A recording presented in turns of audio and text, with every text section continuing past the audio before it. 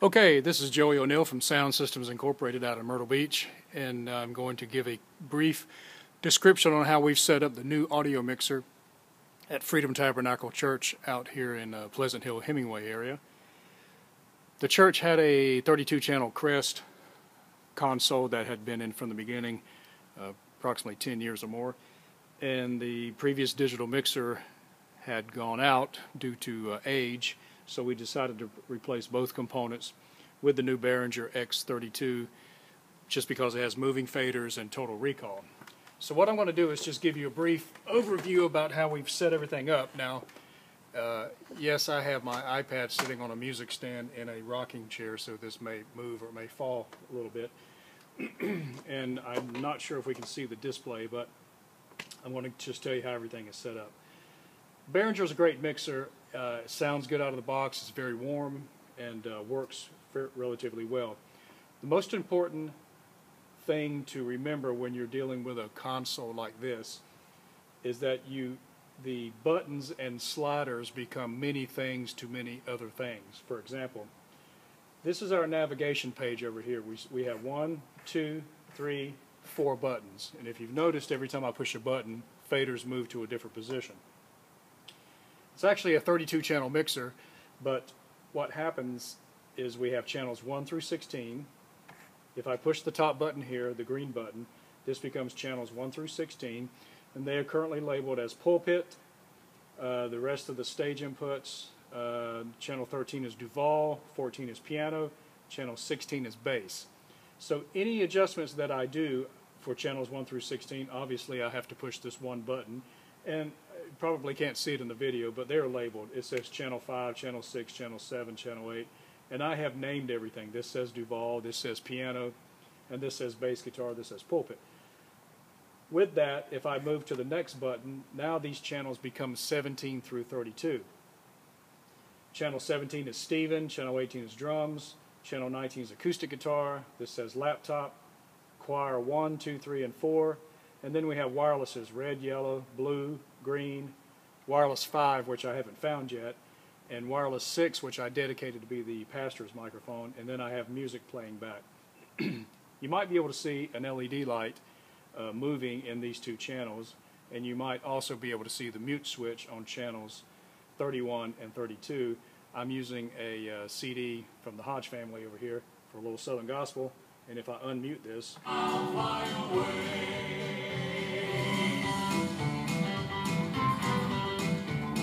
That's my music playback, currently on channel 31 and 32. We split it up so that we could do split tracks. The next button down, these sliders and faders become a whole different entity. They become auxiliary inputs. Right now I have no auxiliary inputs whatsoever, except the church has a DVD player over to my right that obviously they play through the projection system, DVDs, and the DVD actually comes into auxiliary 5 and auxiliary 6.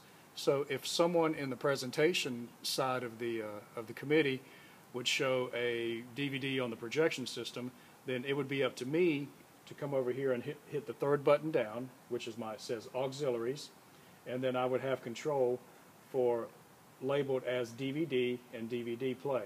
So I could mute that when it was over, or leave it on and let it stay on the whole time in case they would like to start a DVD over there. For this purposes, I'm going to go ahead and mute it so that somebody doesn't accidentally play something over there on the other side while we're having a church service. The fourth position is called bus master, and we have the buses set up. Buses meaning monitor mixes is primarily what we're using this for. The church had 4 monitor mixes on the previous setup, monitor mix 1, 2, 3, and 4, obviously. And I've labeled them as such: monitor 1, monitor 2, monitor 3, and monitor 4. And because they have mute switches, we can go through and we can mute and kill the monitors when the praise band or when the band's finished playing, or open those up, and that gives us some type of a quick level control for the monitors on stage. I believe monitor 1 is the pulpit area, 2 I think is the choir, 3 is the band, and 4 is over by the piano area also. So the most important thing to remember on this, and I've set it up for a very simple operation to start with until we become familiar with the settings of the console, is we have a master volume over to our right. I have it set at unity gain or 0. I have channels 1 through 16. We don't have anything plugged into these channels yet, but I've done a quick sound check on the pulpit, Duval piano, the bass guitar, come over here to 17 through 32, and then I have my wireless microphones and music playback, and there again. He calls with me, and he tells me I am his own. And I can kill my music in channels 13.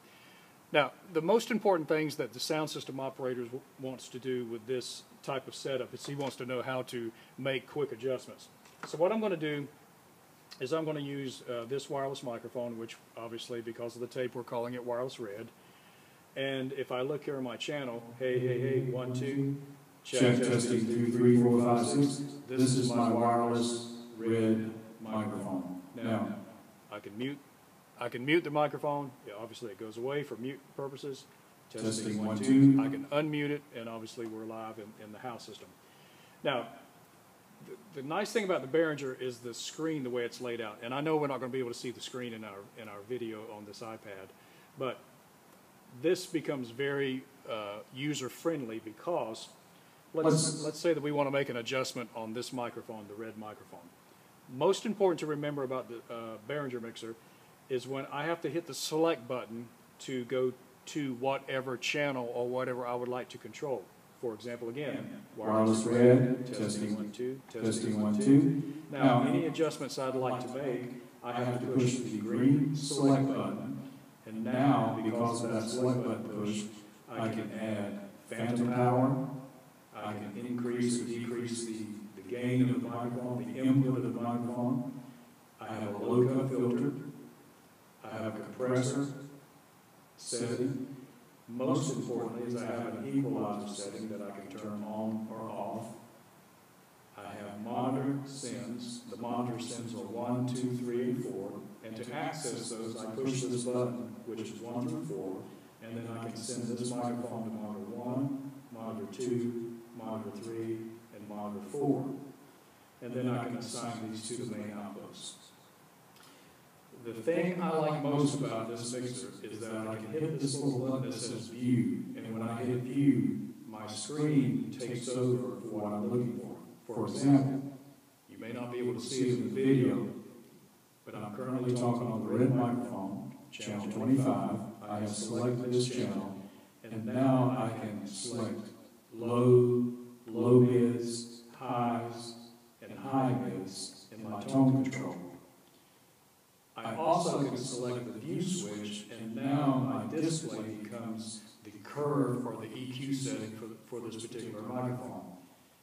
In the background is very nice because there's a small little real-time analyzer. You see small blue LED lights dancing around.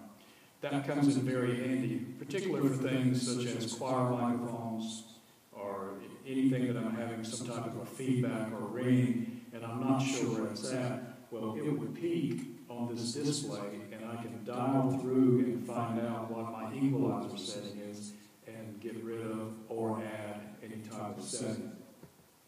So most importantly, if I would like to control something on the red microphone, I have to select, and now anything I do is related only to this channel 25 red microphone.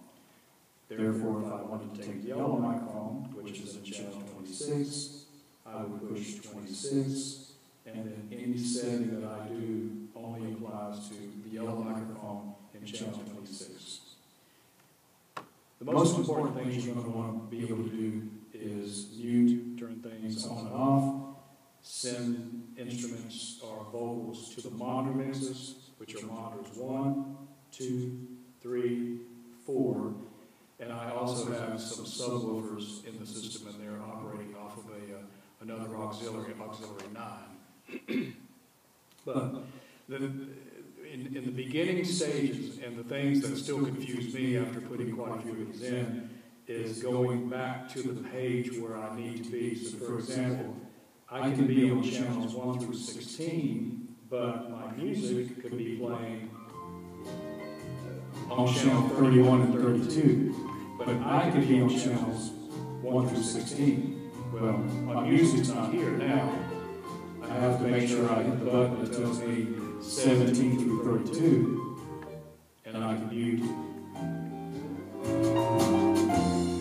or start and stop my music recording.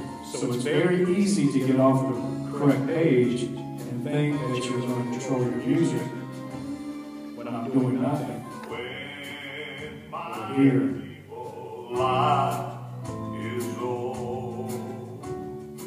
now, to recap the settings for these controls, because to me this is still the most confusing, like I said previously. Button number 1, these turn into channels 1 through 16. Second button down, and they're labeled. Channels, the next button down is channels 17 through 32. And they have instruments and drums, bass guitar, laptop, choir microphones, wireless microphones. Then next I have auxiliary and buses, which would be effects or any other things I would like to pull into the console. Right now, the only thing that I'm using on the bus input are these two controls right here in channels 5 and 6, and they're labeled, and it says DVD play. So when they play the DVD from the production end or the projector end, I'd come over here and I would unmute those two. We would listen to the DVD when it were over, mute it back, and we're back in business. The fourth control here is called Bus Master. This is the master volume for monitor 1. This is the master volume for monitor 2, monitor 3, and monitor 4. I also have my subwoofers down here on auxiliary 9. So, how do I make an adjustment in my monitors? Let's go back to the red microphone that I'm at now. My red microphone is on channel 25, and I would like to send my red microphone, channel 25, to different monitor mixes. These are my bus sends, so what I would do, it's easier for me to hit view, and now I have a display of how much of this microphone is going into number 1, number 2, number 3, and number 4. So therefore, if I were standing in front of the pulpit, which is monitor 1, and I have this red microphone, and I would tell my sound system controller that I would like to have more of my red microphone in monitor 1, then I make sure I hit select microphone, and I come over here to monitor 1, test, 1, 2, 3, 4, 5, 6, 7, 8, and now I can hear it getting relatively loud on stage in monitor 1. So I'm going to turn that back down to a reasonable level. And if I wanted to hear the red microphone, channel 25, number 2, I would turn up this control, and I can hear it up there on stage again. If I wanted to hear this microphone, number 3, same thing. Monitor 4, same thing, channel 1, 2, 3, 4. So to get to the monitors, select what channel you would like to have go to the monitors, hit view, and then you'll get a visual display. Okay, that's the real quick, down and dirty version of how we're making things work.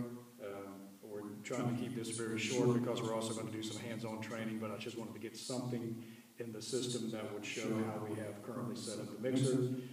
I'm also going to come over here to the scene section, and the settings that I have now, I'm going to hit store, which is the beauty of this mixer.